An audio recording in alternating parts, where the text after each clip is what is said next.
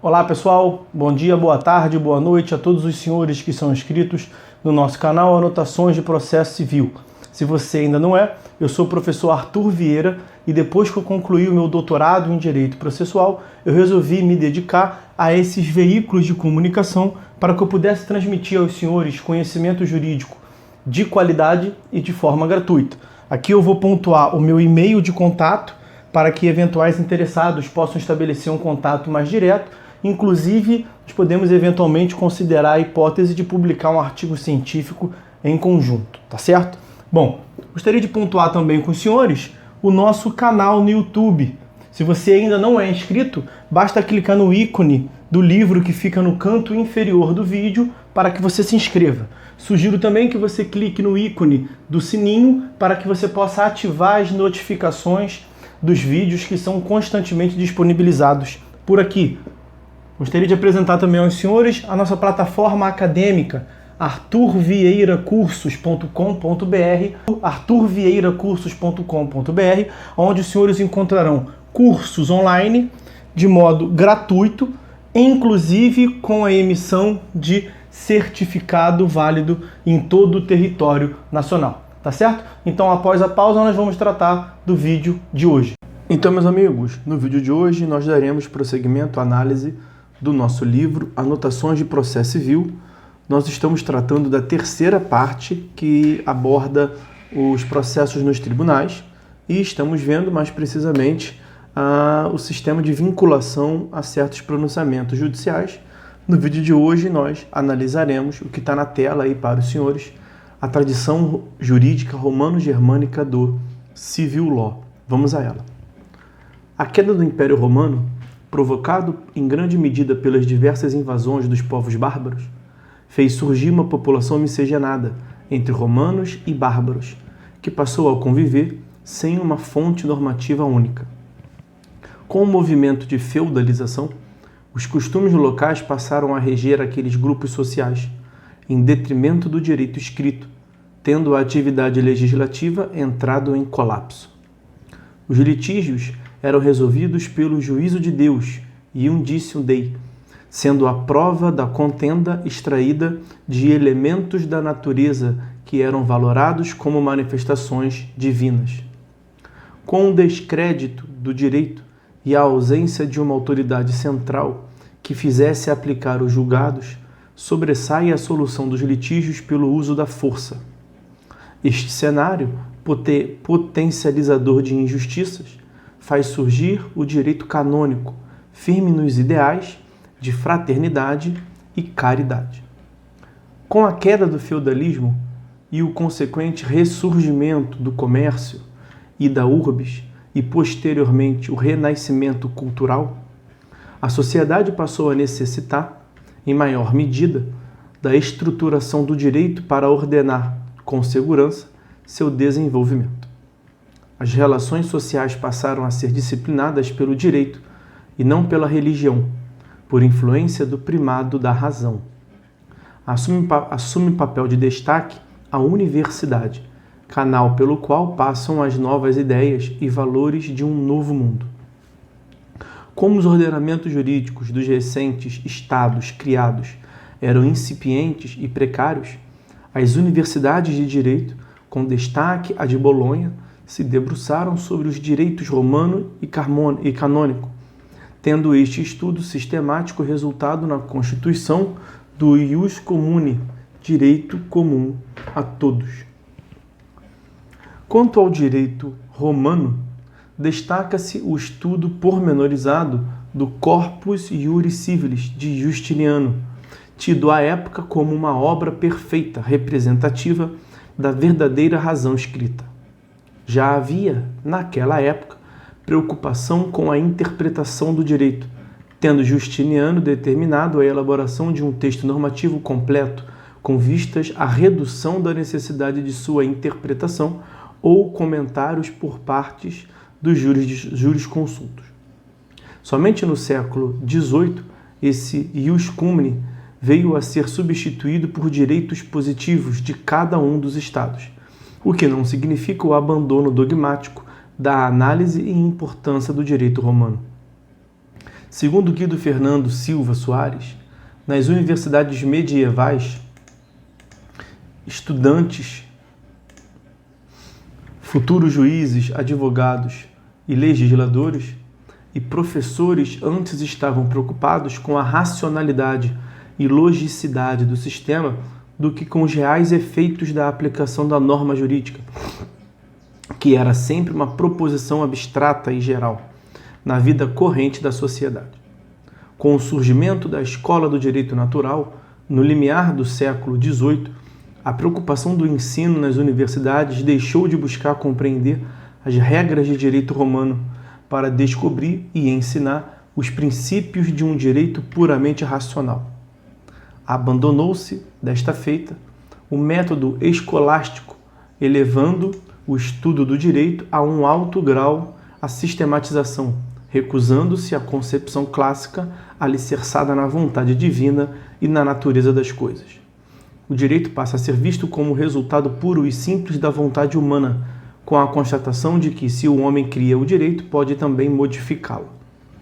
Nessas circunstâncias, somente a razão pode servir de guia à construção de um direito justo, pelo que o papel das universidades deveria ser, em esforço racional, proclamar as regras de justiça de um direito universal, imutável, comum a todos os tempos e a todos os povos. É essa exaltação da razão pela filosofia iluminista, associada à nova função reconhecida à lei pelas doutrinas voluntaristas, que acabou por preparar o caminho para a via da codificação.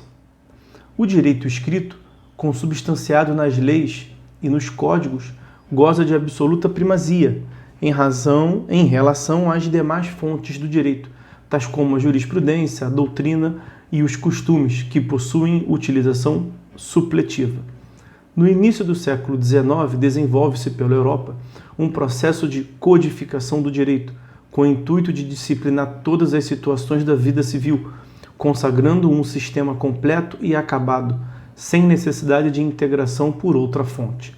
Exemplo marcante deste quadro foram as publicações, a partir de 1804, dos Códigos Napoleônicos, civil, penal, processual civil e comercial. Sua regulamentação extensa e pretensamente completa destinava-se a servir de guia claro e objetivo para os cidadãos, independente de interpretações de juristas e julgadores. A codificação aumenta consideravelmente a força da lei, hierarquizando as suas disposições e as reagrupando em um conjunto exaustivo e coerente, em suma, racional. A codificação é certamente a técnica mais característica dos direitos da família romanista. Longe de ser uma simples coletânea de regras, o Código é um edifício legislativo que pretende ser o espelho de uma polis harmoniosa. Ele deve fornecer ao cidadão um material legível ao qual seja sempre possível referir-se e ser para o juiz um guia preciso para perceber, através da disposição dos princípios e da classificação das regras, a intenção legisladora. Aliás, somente a lei constitui o direito, do qual os juízes são apenas os porta-vozes. Quero fazer um destaque aqui para os senhores, uma vez mais, que no texto o texto conta com diversas notas de rodapé. Então, conforme o texto vai avançando e a tela vai subindo, e vai aparecendo a nota de rodapé aqui embaixo, como aparece nesse momento aqui, ó, os senhores podem evidentemente dar pausa no vídeo para tomar as considerações. Eu não vou fazer aqui a leitura da nota de rodapé para evitar que o vídeo fique muito extenso. A respeito dos fundamentos para a edição dos códigos, Ruud van Kanaeren menciona os seguintes: o político, já que os soberanos utilizavam os códigos nacionais como elemento de unificação política. O motivo econômico, uma vez que os códigos atendiam às reivindicações de uma classe burguesa em ascensão, e o fundamento intelectual, pois os códigos retratavam as ideias iluministas da época, que tinham por sustentação a concepção de que o homem e a sociedade faziam parte de um universo inteligível governado pelas leis da natureza. Há, portanto, evidente pretensão de subordinação do juiz ao texto da lei, restringindo-se ou mesmo proibindo-se a sua atividade interpretativa quanto ao direito, em razão da completude e inteireza do sistema jurídico, provocado pela codificação, tendo o legislador sistematizado de forma lógica e racional todas as possíveis normas jurídicas. Nesse sentido, forçoso mencionar o Código Prussiano, que continha mais de 17.000 artigos, no intuito de regular todas as situações fáticas. O fundamento filosófico desta restrição interpretativa imposta aos juízes é extraída da separação de poderes defendida por Montesquieu, que serviu de inspiração aos revolucionários franceses contra da derrubada do Ancien Régime. Por esta concepção, as funções do governo seriam estritamente divididas, competindo aos legisladores a edição de normas gerais e abstratas, ao passo que aos juízes restariam a mera aplicação das normas previamente produzidas. O intuito não era o de remodelar o antigo regime, mas a criação de um novo Estado e da constituição de um novo ordenamento jurídico e de uma nova sociedade.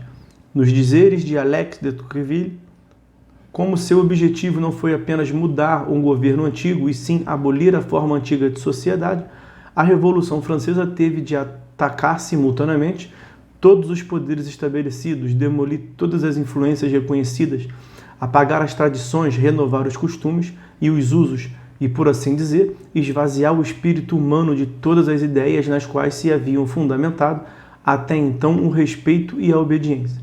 Daí seu caráter singularmente anárquico. A atividade dos juízes, nestes termos, era meramente intelectual, cognitiva, restringindo-se à mera reprodução do exato comando normativo encapsulado no texto da lei, devendo este ser apenas declarado. Este é o sentido da lei, né? O sentido da lei devia ser apenas declarado. Daí a corrente afirmação de que os juízes eram seres inanimados, bocas que serviam apenas para pronunciar as palavras da lei. Segundo Montesquieu, os juízes da nação são apenas a boca que não pronuncia a palavra das leis. São seres inanimados, que não podem moderar nem sua força nem seu rigor. O poder de julgar era, nestes termos, um poder nulo. Os membros do judiciário não detinham poder criativo ou de imperium, restrito que estava aos legisladores. A principal razão para que esta severa limitação imposta aos juízes era o elo institucional que a magistratura, cujos membros eram integrantes da classe aristocrática, tinha com um regime absolutista que se atacava com a Revolução. Os juízes pré-revolucionários se negavam a aplicar a legislação que era contrária aos interesses dos seus protegidos e interpretavam as novas leis de modo a manter o status quo e a não permitir que as intenções progressistas dos seus elaboradores fossem atingidas. Não havia qualquer isenção para julgar. Percebe-se, portanto, que os magistrados foram coniventes com os abusos que resultaram no golpe de 18 de Brumário, o que ensejou no absoluto descrédito da classe como instituição do novo Estado. Golpe de 18 de Brumário também é uma forma como se refere à Revolução Francesa, tá certo?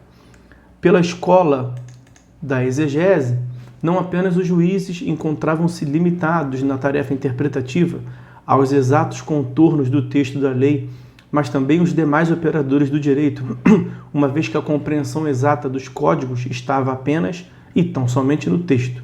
Segundo Van Caneghan, os defensores do método exegético afirmavam que o estatuto e o direito eram idênticos, e as outras fontes de direito, costume, erudição, jurisprudência e direito natural, tinham apenas importância secundária. Para compreender o significado exato dos códigos, era necessário partir do texto, apenas do texto, e não de suas fontes. A erudição e a jurisprudência tiveram, portanto, de resistir e retroceder em direção ao estágio anterior aos códigos, pois isso conduziria inexoravelmente à incerteza. O legislador escolhera entre diferentes possibilidades antigas e modernas, e se sua escolha não fosse seguida, o direito afundaria na diversidade e na incerteza das velhas fontes, e, desse modo, nos mesmos erros pelos quais o antigo direito fora criticado. Essa abordagem, muito bem descrita como um fetichismo do estatuto escrito, também eliminava qualquer recurso ao direito natural ou aos princípios gerais do direito. Um dos principais institutos da Revolução e da consequente restrição da atividade interpretativa era a atribuição de certeza e previsibilidade ao direito. Afinal, como se extrai de Guido Fernando Silva Soares, o verdadeiro fantasma a ser evitado era, e de certa forma continua sendo, o casuísmo na lei. A certeza da existência e do conteúdo da norma que o direito escrito apresentava, bem como a busca das generalidades racionais que o conjunto normativo, códigos, representava, fizeram com que a glosa jurídica, jurisprudência casuística, fosse afastada, em favor da glosa erudita, a doutrina, e que tanto o costume geral, os usos e costumes do povo, como o assim dito costume judiciário, a jurisprudência, fossem desprezados em benefício da lei escrita e, sempre que possível, reunida em conjuntos harmônicos e racionais, os códigos. E aí, de acordo com Luiz Rodrigues Vambe e Eduardo Talamini, na Civil Law, o modelo em que se enquadra o Brasil, o primado é da lei positiva. Isso, porém, não significa que as decisões judiciais limitem-se a declarar ou descobrir o sentido da lei. O direito é, de fato, valor e norma. O texto escrito da lei em si pouco representa. O seu significado não é meramente extraído, mas construído, definido, não apenas a partir da letra da lei, que não deixa de ser elemento de grande importância, mas também dos valores sociais, políticos, econômicos, culturais reinantes da sociedade. Esse papel construtivo é atribuído não apenas aos órgãos judiciais, mas a todos aqueles que aplicam e vivenciam diariamente o direito. Esse fenômeno, sempre presente no direito da Civil Law, intensificou-se a partir da Segunda Guerra Mundial, até mesmo como uma reação ao fato de que um ordenamento positivado tenha se prestado a legitimar atrocidades como as praticadas pelo regime nazista.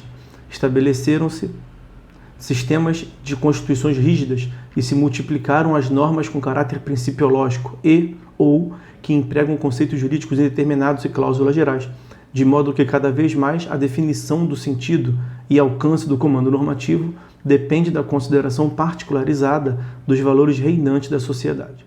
Nesse contexto, as decisões jurisdicionais assumem especial importância, seja para definir soluções para o caso concreto, seja para produzir diretrizes jurisprudenciais que contribuem para a própria conformação do ordenamento jurídico como um todo. Assim, o Código de Processo Civil de 2015 não inaugura um novo modelo de fontes do direito. O cenário acima descrito já se punha antes e independentemente dele. O Código, portanto, não é causador de nenhuma alteração de paradigmas. Antes, ele é o reflexo de paradigmas que foram gradativamente se alterando nos últimos 50 ou 60 anos. As regras que atribuem força vinculante a determinados precedentes não alteram as balizas do direito material. São mecanismos eminentemente processuais, ainda que engendrados, tendo-se em vista as necessidades e peculiaridades do atual sistema jurídico. E aí nós vamos, a partir do próximo vídeo, tratar justamente dessa aproximação entre o Common Law e o Civil Law, que fez surgir, portanto, com maior clareza essa necessidade entre nós de vinculação, tá certo? Então, essas eram as considerações que deveríamos fazer a respeito do Civil Law. Por hora é só, meus amigos. Fiquem todos com Deus e até a próxima.